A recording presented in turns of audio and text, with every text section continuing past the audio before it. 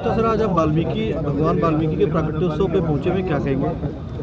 देखिए, सबसे पहले तो मैं भगवान वाल्मीकि की जयंती के अवसर पर सभी पंचकुला वासियों को, सभी हरियाणा वासियों को, सभी देशवासियों को हार्दिक बधाई देता हूं, हार्दिक शुभकामनाएं देता हूं।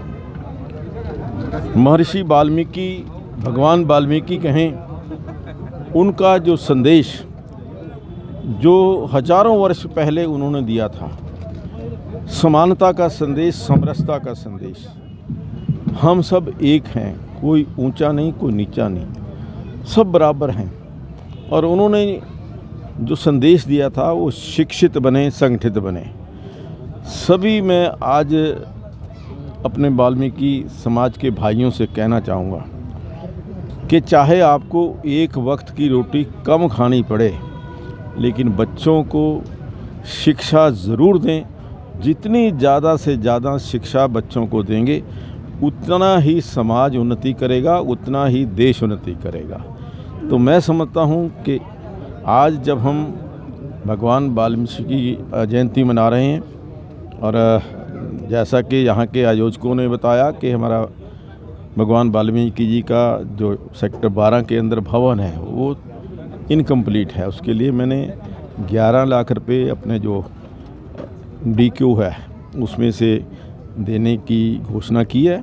और मैंने कहा कि अगर और भी आवश्यकता होगी तो हम और भी उसका प्रबंध करेंगे, ताकि ये जो भगवान वाल्मीकि जी का भवन है वो जल्द से जल्द बन करके तैयार हो। सर, 7 सरोकार आपके जो है उसके तहत आप स्लम फ्री एरिया की बात करते हैं, जिस तरह लोगों को झुग्गी झोपड़ी वाले जो लोग हैं उनके साथ फ्लैट देने की बात करते हैं, सर वो कुछ क्या कुछ देखिए, आपको याद है कि अभी जो हमारी लगभग 1 सप्ताह पहले नगर निगम की बैठक हुई थी, उस बैठक के अंदर सर्वसम्मति से एक प्रस्ताव पास हुआ है, जिस प्रस्ताव के माध्यम से जो सभी हमारे राजीव कॉलोनी, इंदिरा कॉलोनी, खड़ग मंगौली और जो अन्य स्थानों पर स्लम्स के अंदर रहने वाले लोग हैं, हमारे देश के प्रधानमंत्री नरेंद्र मोदी जी के आह्वान पर उन्होंने कहा कि सभी गरीब लोगों को रहने के लिए छत मिले, रहने के लिए आवास मिले।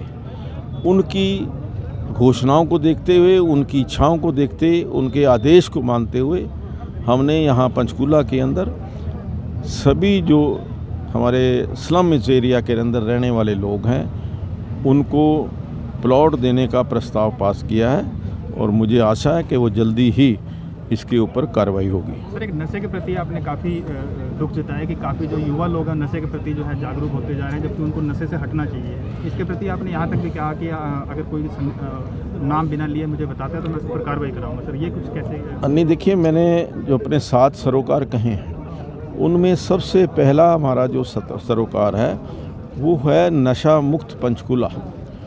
पंचकुला को नशा मुक्त करने के लिए हम पिछले लगभग 2 महीने से एक जागरूकता अभियान हमने शुरू किया है, जो स्कूलों के अंदर जाकर के बच्चों को जागरूक करना, जो RWs हैं, NGOs हैं, उनके माध्यम से जन जागरण करना। और अभी आपने देखा कि पिछले 2 दिन पहले हमने इंद्रधनुष के अंदर एक बड़ा कार्यक्रम, जिसके अंदर नशा मुक्ति का संदेश एक नाटक के माध्यम से हमने दिया।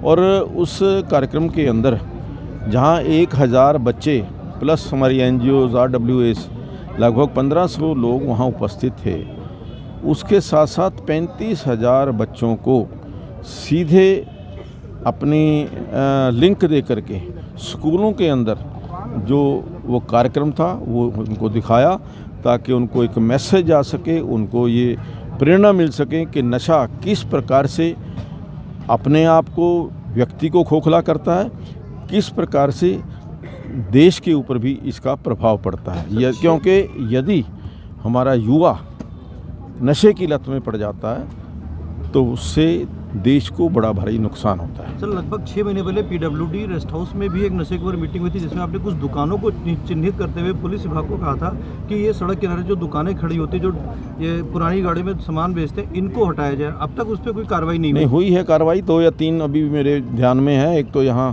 पुराना पंचकुला के अंदर खड़ी है, 3 स्थान अभी भी। आज मैंने सुबह एक समाचार पत्र के अंदर एक समाचार आया था और कुछ उन्होंने स्थान इंडिकेट किए थे। मैंने तुरंत यहाँ के डिप्टी कमिश्नर पुलिस से उनको आदेश दिया है कि जो आज ये नशे के बारे में जो न्यूज़ आई है इसका संज्ञान लें और जहाँ जहाँ भी इस प्रकार का नशा बिक रहा है उसके ऊपर कार्रवाई करें। सर एक आखिरी सवाल सर कि अतिक्रमण मुक्त का जो आपका 7 सरोकार है उसके अंदर ये भी एक सपना है आपका 7 सरोकार में। सर अतिक्रमण मुक्त के तहत जिस तरह से जो दवा की बात करी जा रही है, जो रेडी फड़ी जो लगाते हैं, दवा की दुकानें लगाते हैं, जिसके आप नशे की बात जिसमें कही जा रही है, इनके ऊपर सर कोई चलान की कोई खास प्रक्रिया नहीं, क्योंकि जो मोटर एक्ट के तहत पुलिस भी कार्रवाई नहीं कर पाती है और ना ही अतिक्रमण विभाग के जो विंग अधिकारी हैं वो भी कार्रवाई कर पाते हैं। अब की बार जो ये नगर निगम का हमारा ये था अपना बैठक, उसके अंदर हमने 5,000 और 10,000 रुपये, और अगर दूसरी बार से तीसरी बार कोई मिलता है तो उसका वो सामान जब्त करने की, व्हीकल जब्त करने की प्रस्ताव पारित किया है। हर एनक्रोचमेंट को हम सख्ती से हटाएंगे, लेकिन साथ साथ हमने जो एनक्रोचर्स हैं या जो रेडी फड़ी वाले हैं हम उनको बेघर नहीं करना चाहते। उनके लिए हमने वेंडिंग जोन बनाए हैं। वेंडिंग जोन के अंदर लगभग 1,000 साइट्स अभी खाली पड़ी हैं। मैं सभी आपके माध्यम से निवेदन करना चाहूँगा कि नगर निगम के अंदर आएँ, अप्लाई करें। हमारे पास जगह बहुत अवेलेबल है। हम उन सबको उनका कारोबार चलता रहे, रोजी रोटी चलती रहे, इसका भी प्रयास कर रहे हैं। तो एक पंचकूला को स्वच्छ सुंदर बनाने के लिए हमारा एक प्रयास है, जिसके अंदर काफ़ी हद तक हम सफल भी हुए हैं। कुछ लोग जहाँ जहाँ भी वेंडिंग जोन बने हैं वहाँ सक्सेसफुल हुए हैं, और आगे भी इस योजना को हम और ज़ोरदार तरीके से इम्प्लीमेंट करें। सेक्टर 19 का वेंडिंग जोन है जो काफ़ी अच्छे पैसे लगाकर उसको बनाया गया और काफ़ी दिनों से वो बिल्कुल वहाँ पे कोई लोग जाते नहीं है सर, ना वहाँ पे दुकानदार पहुँच रहे हैं सर। ऐसा है कि मैंने ये भी कहा है कि जिन लोगों को सेक्टर 19 के अंदर जगह अलॉट हुई थी या जिन्होंने शिफ्ट नहीं किया है उनको 15 दिन का नोटिस दे करके उनकी साइट कैंसिल करें और दोबारा से ड्रॉप करें। Thank you.